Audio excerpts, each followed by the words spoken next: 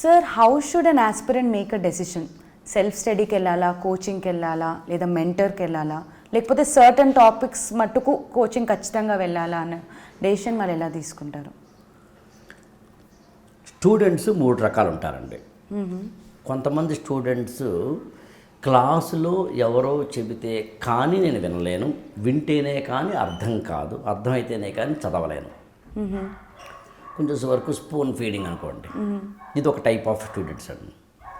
రెండవ type of students ఏంటంటే, మీరు నాకేమీ చెప్పక్కర్లేదు, నా పాటలే నేను పడతాను, నేను సెల్ఫ్ స్టడీ, అలా ఎవ్వరూ నాకేమీ చెప్పాల్సిన అవసరం లేదు, నా అంతటి నేనే చదువుకుంటాను. ఇది ఒక కేటగిరీ అండి. మూడవ కేటగిరీ ఏంటంటే, కొద్దిగా మీరు నాకేమైనా చెబితే నేను కొంచెం అందుకుంటాను, ఒత్తివి మీరు వెలిగిస్తే మిగతా నేను చూసుకుంటాను. ఈ 3 రకాల జోన్స్లో ప్రతి స్టూడెంట్ ఫస్ట్ అర్థం చేసుకోవాల్సింది, నేను ఏ జోన్లో పడతాను, వేర్ యామ్ ఐ, ఎక్కడుంటాను నేను, నా జోన్ ఏంటి, నేను ఏ జోన్లో ఉంటాను అని తనకు తాను తెలుసుకోగలగాలి. విచిత్రం ఏంటంటే, చాలామంది స్టూడెంట్స్ మీరు ఆశ్చర్యపోతారు చెబితే తామేంటో తమకు తెలియదండి. నేను సెల్ఫ్ స్టడీ స్టూడెంట్నా, కోచింగ్ బేస్డ్ స్టూడెంట్నా, మెంటరింగ్ బేస్డ్ స్టూడెంట్నా అని తెలియదు.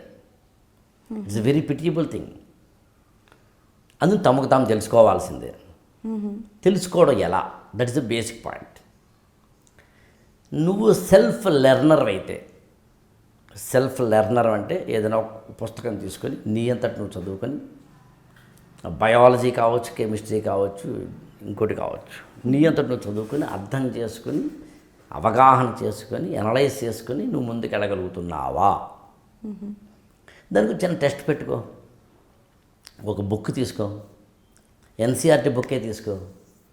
నువ్వు సైన్స్ బ్యాక్గ్రౌండ్ అయితే హిస్టరీ బుక్ తీసుకో, నువ్వు హిస్టరీ బ్యాక్గ్రౌండ్ అయితే సైన్స్ బుక్ తీసుకో, చదువు, దాన్ని కొంత అవగాహన చేసుకో. స్ట్రక్ అయిపోతున్నావా, ఆగిపోతున్నావా అంటే you are not self learner. నువ్వు ఆగట్లేదు, నువ్వు బాగానే ఉంది, దాన్ని టెస్ట్ చేస్తే కూడా నీకు మంచి మార్కులు వస్తున్నాయి. Yes, you are a self learner. అందుకని సెల్ఫ్ లెర్నర్ అవునా కాదా నిన్ను చెక్ చేసుకునే ప్రయత్నం చేయి. ఇక మొత్తం 3 సెల్ఫ్ స్టడీ, కోచింగ్, మెంటరింగ్ అనే 3 self study is not good and. Self study అంటే అర్థం ఏంటి? ఎవ్వరూ నాకు గైడెన్స్ లేరు. How? There will be a point, ఎక్కడో ఒక చోట నీకు ఎవరో ఒక హెల్ప్ కావాలి కదా. నేను మాట్లాడుతుంది ఎమోషనల్ సపోర్టు, ఫినాన్షియల్ సపోర్టు అలా అంటలేదు, మోటివేషన్ సపోర్ట్ అంటలేదు దాన్ని. ఎంత కాదనుకున్నా you're a mature learner, beginner. నీకు అవగాహన కలగాలి కదా. నీకు అవగాహన కలిగి నీకు ఏం జరగాలి, ఏం తెలియాలంటే, ఓహో ఈ సబ్జెక్ట్ ఏంటి, ఈ సబ్జెక్ట్లో ఏం క్వశ్చన్స్ వస్తున్నాయి, and out of the box thinking you can't as a student. అది ఎక్స్పర్ట్ అవసరం. ఆ ఎక్స్పర్ట్లే ఇవాళ యూట్యూబ్ ద్వారా చెబుతున్నారు. మనలాంటి వాళ్ళు ఏం చెప్తున్నామంటే, అన్ని యూట్యూబ్ ఛానల్స్ని ఫాలో అయ్యే ప్రయత్నం చేయకు. ఎవరో ఒకరిని ఫాలో అవ్వు. ఎవరు ఫాలో అవ్వాలి నీ ఇష్టం. వీళ్ళనే ఫాలో అవ్వాలి, వాళ్ళని ఫాలో అవ్వకూడదు అనేది లేదు. నీ ఇష్టం ఎవరిని ఫాలో అవ్వాలి. సో అట్లా. సో ఏది చదివినా, ఎలా చదివినా యాజ్ ఎ స్టూడెంట్గా నువ్వు అర్థం చేసుకోవాల్సిన విషయం ఏంటంటే, నిన్ను నువ్వు ఏ విధంగా అక్కడ యూపీఎస్సీ స్టాండర్డ్కి తీసుకెళ్ళగలుగుతున్నావు. అది తీసుకెళ్ళగలడం నీకు సాధ్యం కాదు కాబట్టి కోచింగ్, మెంటర్ ఉంటారు. యూపీఎస్సీకి బెస్ట్ ఏంటంటేనండి కోచింగ్ కన్నా మెంటరింగ్ అండి. కోచింగ్ ఏం చేస్తుంది నిన్ను అంటే ఇంకొంచెం మీకు అర్థమని చెప్తానండి. మీరు ఏదైనా out of India any country వెళ్ళారా ఎప్పుడైనా? సింగపూర్ కానీ మలేషియా, ఏ కంట్రీ వెళ్ళారు సరదాగా? దుబాయ్. మీరు ఒక ప్యాకేజ్లో ఒక 30 ఫ్యామిలీలు, ఒక ట్రావెల్ ఏజెంట్ ఉంటాడు, 30 మంది ఫ్యామిలీస్ తీసుకుంటాడు, అందరికీ బుక్ చేస్తాడు, ఫ్లైట్, హోటల్స్ బుక్ చేస్తాడు, కార్లు బుక్ చేస్తాడు, లేదా బస్సులు బుక్ చేస్తాడు. మార్నింగ్ 8 to 8 ఇక్కడ, 8 to 8 ఇక్కడ, 8 to 8 అని చెప్తాడు. మళ్ళీ 3rd 4th ఇంటికి ఇండియా తీసుకొచ్చేస్తాడు. రైట్? అవును. దానివల్ల మీరు చెప్పండి, దుబాయ్ని చూసారేమో మీరు తప్ప ఎక్స్ప్లోర్ చేయలేదేమో అనిపిస్తుంది నాకు. అవును. లోకల్ ట్రైన్స్ ఏంటి, అవును. లోకల్ క్యాబ్స్ ఎలా ఉంటాయి, లోకల్ ఫేర్స్ ఎలా ఉంటాయి, హోటల్స్ ఎలా బుక్ చేసుకోవాలి, అసలు ఎన్ని రకాల హోటల్స్ ఉన్నాయి, అందులో ఉన్న హోటల్స్లో ఏ హోటల్ బెస్ట్, ఏది ఎలా ఉంటుంది, ఇవన్నీ మీరు నేర్చుకోలేదు. కారణం ఏంటి? ట్రావెల్ ఏజెంట్ మీ తప్పని చూశాడు కాబట్టి. కోచింగ్ కూడా అంతే. It is making you a dumb and deaf అంటాను నేనైతే. అదే మెంటరింగ్లోకి రండి. కొంత నువ్వు సెల్ఫ్ స్టడీ చేయాల్సిందే కదా, కొంత నువ్వు ఎక్స్ప్లోర్ చేయాల్సిందే కదా. మెంటర్ ఏం చేస్తారు? ఉదాహరణకి పోస్ట్ ఇండిపెండెన్సెస్ అని ఉన్నాయి. నేనేం చేస్తానంటే పోస్ట్ ఇండిపెండెన్స్ సంబంధించి ఓల్డ్ క్వశ్చన్స్ అన్నీ ఇవి ఇలా ఉన్నాయే అంటాను. ఇలా ఉన్న ఓల్డ్ క్వశ్చన్స్ అన్నీ తీసుకొని వీటిని ఎలా చదవాలి, ఎలా చదవకూడదు, ఏముంది అసలు, ఏం లేదు, అది ఎలా వచ్చింది, ఏ క్వశ్చన్ ఎలా వచ్చింది ఎక్స్ప్లెయిన్ చేశాను. హోంవర్క్ ఇచ్చాను. మనం ఇంతకుముందు వర్క్ బుక్ గురించి మాట్లాడాం కదా, అలా హోంవర్క్ చేయాలి. మరి హోంవర్క్ చేస్తుంటే are getting a little bit of idea కదా, నీకు అవగాహన కలుగుతుంది కదా, నీకు క్లారిటీ వస్తుంది కదా. అందుకని సివిల్ సర్వీసెస్లో నాకు తెలిసి కోచింగ్ కన్నా మెంటరింగ్ బెస్ట్. బట్ కొంతమంది స్టూడెంట్స్కి మెంటరింగ్ సూట్ కాదు, సెల్ఫ్ లెర్నర్ కాని వాళ్ళకి. కొంతమంది స్టూడెంట్స్ సెల్ఫ్ లెర్నర్ అయ్యి కొంచెం ఓవర్ కాన్ఫిడెన్స్ తోటి సెల్ఫ్ స్టడీలో ఉంటారు. అది తప్పే. Better have our guide or mentor or coach or guru and have your own path. You discuss with the mentor, you think you the alternatives and put before the mentor. ఇవన్నీ చేయొచ్చు మీరు. So అందుకే నా దృష్టిలో మెంటర్షిప్ ఈజ్ బెస్ట్. అండ్ ఒక student ఒకవేళ మెంటర్ని choose చేసుకోవాలంటే what are the things they should look out for, or how do they add in some value to they? అంటే ఇక్కడ అండి మెంటార్ని చూస్ చేసుకోవడం నాకు తెలిసి 4 లక్షణాలు ఉండాలండి స్టూడెంట్కి. నేను మాట్లాడుతుంది మెంటార్కి ఏ లక్షణాలని కాదు, హౌ టు చూస్ పారామీటర్స్. ఒకటి ఏంటంటే either through phone or video call or even personal meeting ఒకసారి జరగాలండి మెంటార్తో. జరగాలి అంటే అసలు ఏ మెంటార్ని నేను కలవాలి అని తెలియాలి. అందుకని మార్కెట్లో మెంటార్స్ ఎవరెవరు ఉన్నారన్నది ఒక జడ్జ్ చేయాలి, అదే సెర్చ్ చేయాలి. మీకు రహస్యం తెలిసిందండి, యాక్చువల్గా నాకు తెలిసి హైదరాబాద్లో మెంటార్స్ ఎవరు లేరండి. కోచింగ్ సెంటర్లో మెంటార్స్ ఉన్నారు కానీ మెంటార్స్ ఇండివిజువల్గా లేరండి. బస్ నేను ఒక్కడనేమో అనుకుంటున్నాను, to the best of my knowledge. మెంటార్లను ఒక 5-6 నువ్వు చూడు యూట్యూబ్ ద్వారా. ఎందుకంటే ఇవాళ మనకి డిజిటల్ ప్లాట్ఫామ్స్ ఉన్నాయి. ఇదివరకు న్యూస్ పేపర్ యాడ్ అలాగే ఇవాళ డిజిటల్ ప్లాట్ఫామ్స్ అలాగే, ముఖ్యంగా యూట్యూబ్. అందులో యూట్యూబ్ ద్వారా చూడు. చూసిన యూట్యూబ్ ద్వారా ఎవరెవరు ఎప్పుడెప్పుడు ఎక్కడెక్కడ ఎలా ఎంతెంత వాళ్ళు ఏంటి ఎంత ఛార్జ్ చేస్తున్నారు, ఏం చెప్తా అంటున్నారు, ఏం చెప్పమంటున్నారు అని ఒకసారి చూసే ప్రయత్నం చేయి. అందుకని చూస్ చేసుకోవడానికి నా ముందు కలవడం, దానికన్నా ముందు అసలు 5-6 ఉన్నారా ఎవరుంటే వాళ్ళు ఏంటిని కొంచెం చూస్ చేసుకోవడం. దానికన్నా ముందు ఏం చేయాలంటే మెంటార్ నుంచి నాకు ఏం కావాలని నీ క్లారిటీ రావాలి.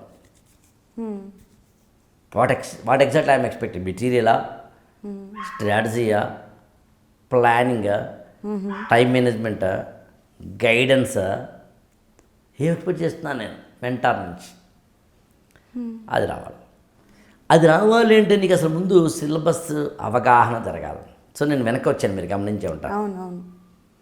సో సిలబస్ మీద అవగాహన పెంచుకుని, నీకేం కావాలో తెలుసుకుని, ఎందరు మెంటార్లు ఉన్నారో తెలుసుకుని, అప్పుడు ఒక మెంటార్ని కలిసి then pay fee and have that mentor.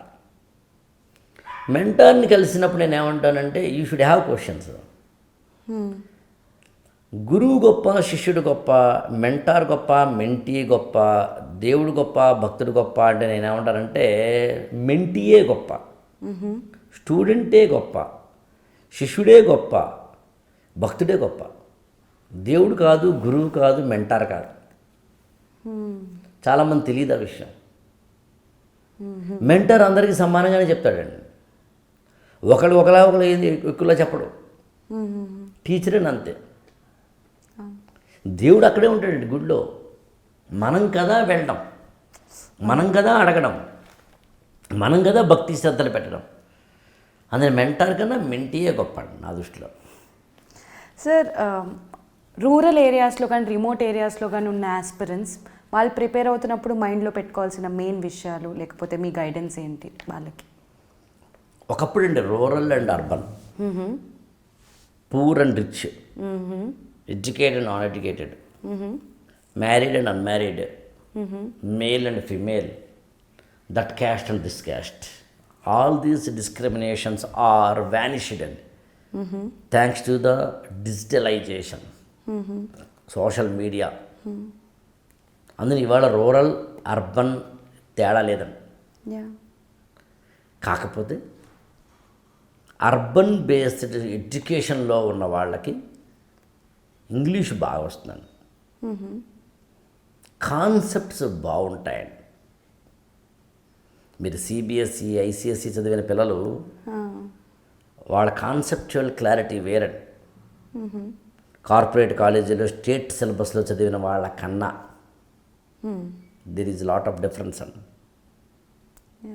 So అందుకని ఖచ్చితంగా there is a difference between urban and rural, no doubt, regarding the perceiving the subjects.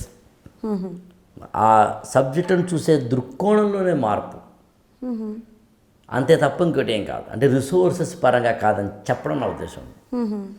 సరే, వెరీ రిమోట్ ఏరియా అయితే అక్కడ ఎయిర్టెల్, జియోనో లేదా ఇంటర్నెట్ లేకపోవడం, వైఫై లేకపోవడం అనేది టెక్నికల్ అవుతుంది తప్పించి, కానీ ఇట్స్ నాట్ మరొకటి కాదు. ఇవాళ ఆన్లైన్ ప్లాట్ఫామ్స్ వచ్చేసిన తర్వాత నాకు తెలిసి there is no such barrier. Mainly Connectech is also trying to get this to them. మన మెయిన్ విజన్ కూడా కనెక్టెక్ చేస్తున్న మంచి పని ఏంటి అంటే రూరల్ ఏరియాస్లో ఉన్న వాళ్ళకి highest technological and band with ద్వారా మన యొక్క క్లాసెస్ని కానీ మెంటరింగ్ని కానీ ఈజీ టు గివ్ దమ్, వాళ్ళకి ఇచ్చే ప్రయత్నం చేయడం. ఇంకొకటి ఏంటంటేనండి, ఇక్కడ రూరల్ ఏరియాస్లో ఉన్న పిల్లలకండి ఎంత కాదనుకున్న ఇంగ్లీష్ ఒకటి ఇబ్బంది. వాడు తెలుగు మీడియం రాసుకోవచ్చు. తర్వాత వాళ్ళకి కొన్ని బ్యారియర్స్ ఉంటాయి. ఎడ్యుకేషన్లో స్ట్రాంగ్ ఫౌండేషన్ లేకపోవడం లాంటి బ్యారియర్స్. చిన్నప్పటి నుంచి వాడు ఎడ్యుకేషన్లో మంచి ఫౌండేషన్లో ఉండరు. అక్కడ నేను దాన్ని కూడా పూర్తిగా సమర్థించను. మీరు ఆశ్చర్యపోతారు చెబితే.